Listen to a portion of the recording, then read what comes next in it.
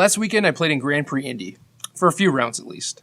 Despite Legacy being one of my favorite formats, I think it's gotten a little stale.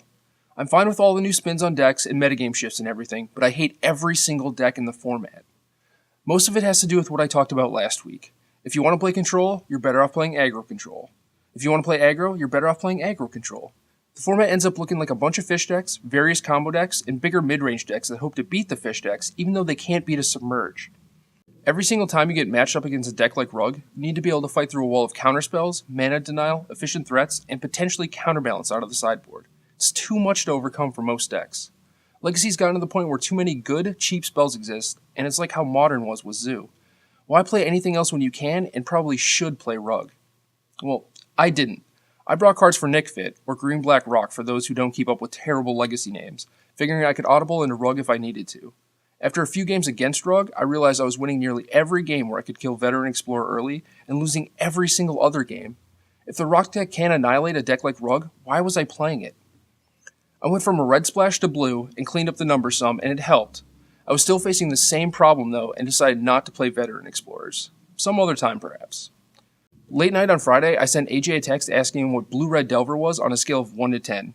When he answered with a 9, I was basically sold. I hated everything else, so how bad could this truly be? During my buys, I played some games against Patrick Sullivan, obviously playing Burn. He did have some blue stuff in his deck, but not to the extent that I did. Immediately, I started noticing some problems with my deck. His deck had Fire Blast to my Snapcaster Mages, more or less. Supposedly, the matchup should come down to whose are better. In theory, Snapcaster Mage should be better, but that's not how it played out. In order to Snapcaster anything, I needed 3 land.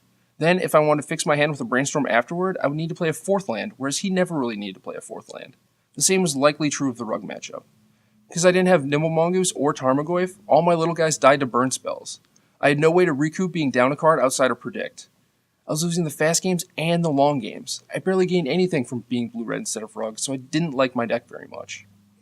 I made it to 5-1 in the Grand Prix before dropping. I could have easily made Day 2 and probably made some money, but I would have been miserable the entire time. There were some fine eateries in Indy that I wanted to go to, so rather than play Magic for the rest of the weekend and not enjoy myself, I went and did some other things. Naturally, I regretted my decision a little bit, but I know I made the right choice. My deck was terrible.